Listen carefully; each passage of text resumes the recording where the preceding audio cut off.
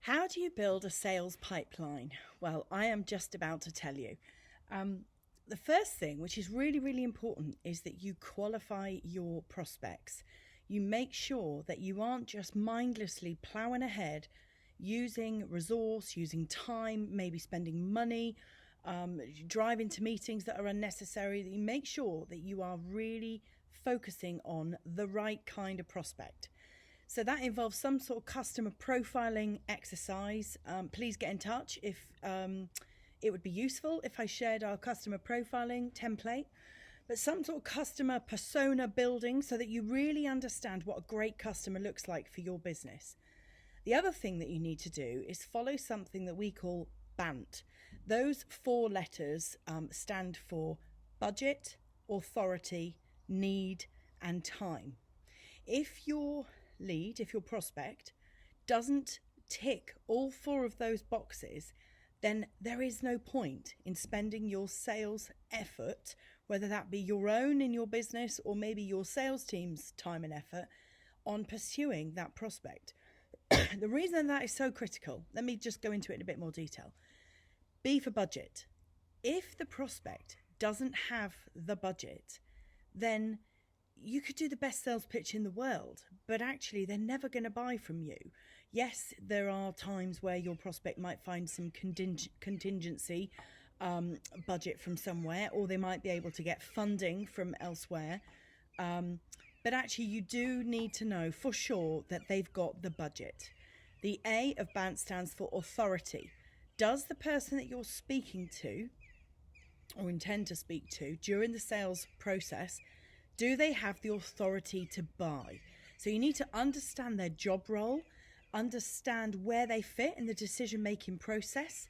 If you can, look into maybe Companies House, or there are lots of products out there where you can just check into the finances of a company and you can see who the real decision makers are by name. The N of BANT stands for need. Does your prospect have the need for what you're selling? If they don't have the need, then again, it doesn't matter how good your sales conversation is or how good your pitch is. If the need doesn't exist, then you don't have a solution because there's no problem. So the T of BANT stands for timing.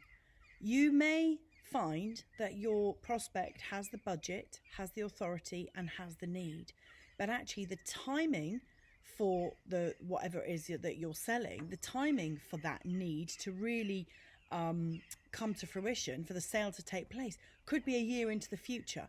And you need to understand that timing, because if that timing doesn't work for you, for your business, then again, that isn't a good prospect. So that's your qualifying process.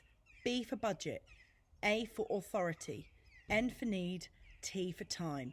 If you can tick all four of those boxes, then you have a good prospect. Yeah, look at your customer profiling template, understand the prospect in detail, understand where they hang out in detail, what their problems are, what their challenges are. If they wake up at 3 o'clock in the morning in a cold sweat, worried about something in their business, what is that thing? Because if you can really tap into what they need, then the chances are you've got a really good reason to move forward into the sales conversation. So back to the building of a sales pipeline. That takes some numbers, it takes some consistency, and it is a process.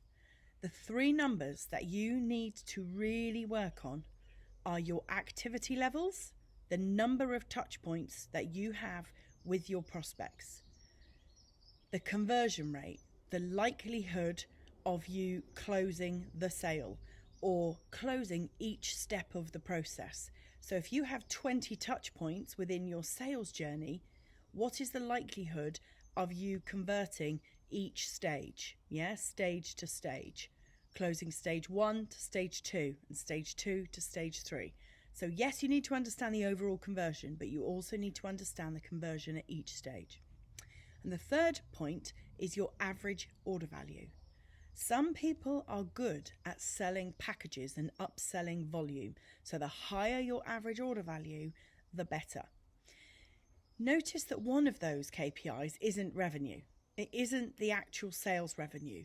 I would suggest strongly that you never set revenue targets. You never set revenue as a goal for yourself or your team, because revenue is just an output. It's just the product of doing some other things really, really well. And those other things are activity, conversion, and average order value.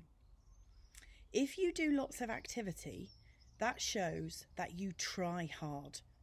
If you're looking at your sales team and you're seeing lots of customer touch points, lots of calls, lots of meetings, lots of Zoom calls, lots of emails going out, lots of engagement on social media, lots and lots of touch points, that shows you that they're trying really, really hard.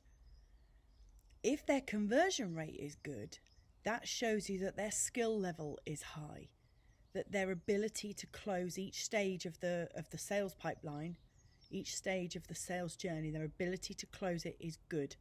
So activity shows how hard you try. Conversion shows how good you are when you try. You can't measure conversion unless the activity's there. So if you've got an underperforming sales team, the first thing you need to do is drive the activity. When you drive the activity, you can then spot where conversion needs to be worked on. And you might spot that some people in the team are really good at converting. And you might spot that some people in the team are not so good at converting. The obvious thing to do would be to buddy those people up and get them to learn from each other. You might also need to reach out for some sales training or some sales coaching. But either way, you can identify where the low conversions happen, and you can put training in place to rectify those low conversions. The third point is average order value. And average order value is important because if you convert the activity and your conversion rate is good, the only other way to increase the revenue output is to increase the average order value. Okay? So that is why those three things are my top tips for anybody that wants to grow their sales pipeline and to boost their sales performance. Activity, conversion, average order value. If you do those things really well, the revenue will grow. You need to track and measure each week, each month, each quarter, so that you're constantly and continually improving. I hope that was useful. As ever, I invite questions. Pop a question below. If you'd like to get a copy of our customer profiling template, then please just get in touch. I'm happy to share that. No charge, of course. It's free. We're happy to share that with anybody. So yeah, if that's useful, get in touch. And I hope to see you watching another video. Take care.